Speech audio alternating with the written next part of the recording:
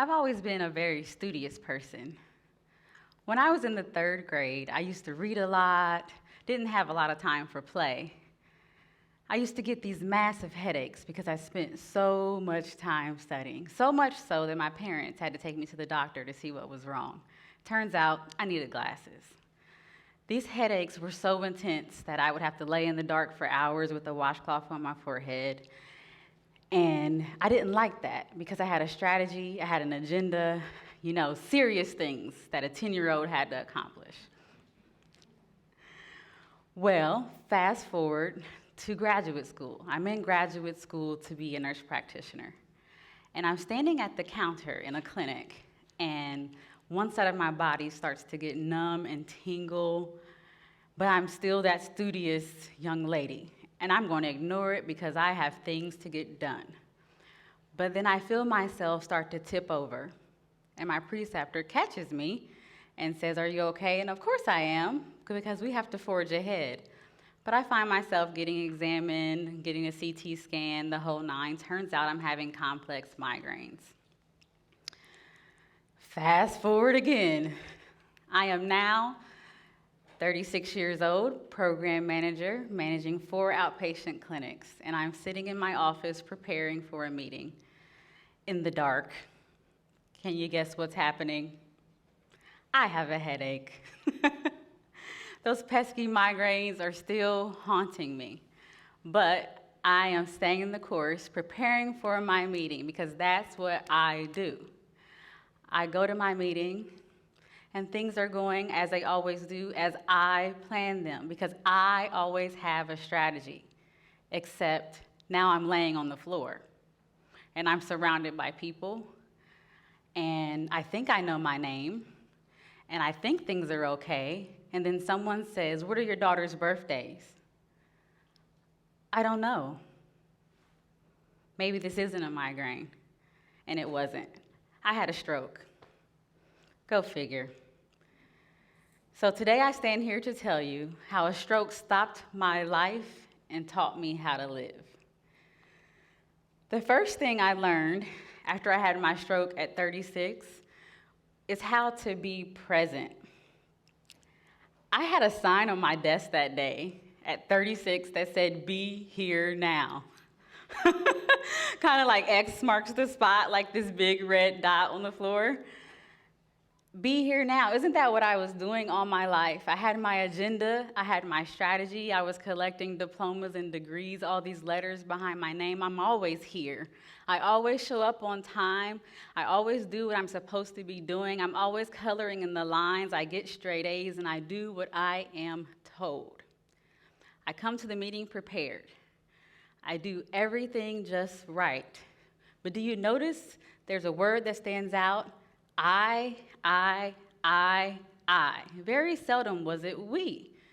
It was all about me and my efficiency. But there was something different that day. There were so many things happening different. I wasn't in tune to my body. I wasn't listening. So I wasn't really here now. I was in place and time, but I was stuck in my head. I wasn't listening to the signals. I wasn't listening to the signs. So I wasn't really here. I wasn't really present. I wasn't really paying attention to the things that were going on until I was laying in the floor and I was stopped dead in my tracks. And there were people surrounding me, and I was confronted with reality. So that was the first thing I learned, how to really be present and to really listen. The second thing I learned is how to receive help, to be open to receiving help. I'm gonna let you in on a little secret. I can carry like 200 bags of groceries, and I'm not even joking. 200, like 100 on each arm, So when I get home from the store, I drive up in the garage, and I grab 100 bags on each arm, and I walk in the house, and I'm unloading them, and my husband sits on the couch with his feet propped up watching soccer. Now, he would call it football because he's West Indian, but I call it soccer. And I'm putting the groceries away, and I'm just, I cannot believe that he is not going to get up and put these groceries away. And I'm just fussing in my head is what would happen. But as it turns out, half the time, he didn't even know I was home. And before the stroke, he saw me as an independent woman. That's what I wanted to be seen as. And I never asked for help. After the stroke, I had to ask for help because I couldn't remember if I turned the stove off. I couldn't be trusted to drive my kids places. I didn't even know what my name was half the time, and so he had to help me with everything. I had to ask. And guess what I got when I asked? I got help. Isn't that amazing? And then even at work, if I had too much on my plate and I asked my coworkers for help, they helped me because we are all one team. And so I had to reflect on that and say, well, why didn't I ask for help before? Because I was afraid. I was afraid of looking incompetent, of not being perfect, of not measuring up, or just looking like I didn't know what I was doing. And then I realized I work at the best place in the world, and we are one team. That is our core value, and that's what we are all here for. I realized that I work with collaborative people, and then when I asked for help, the people around me felt like they could trust me and that they were part of my team and I didn't have to go it alone. It was amazing, and life got so much better, so much faster, and it got so much easier, and I got to go home on time sometimes. It was like, wow, I had to work here 15 years to realize that. Oh my goodness, I was standing in my own way. And then the last thing I learned, which was probably the hardest thing, but it's working pretty good now, is I had to be intentional about all of that. None of it was going to happen by accident. So every single day when I wake up, and this is no joke, before I would just get up, hit the floor, I'm fussing. Get ready, get your shoes, just fussing. But now I actually have to wake up a little earlier. I can't hit snooze like all the way up to the last minute. I have to wake up early, set my intention.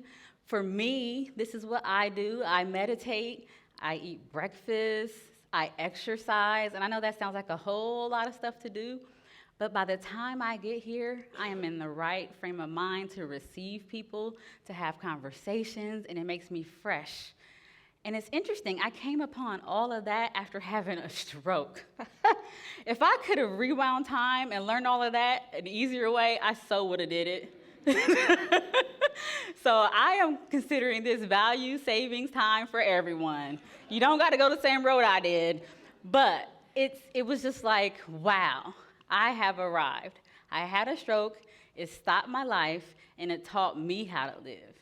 It taught my family how to live, and I would not rewind time for anything. Thank you.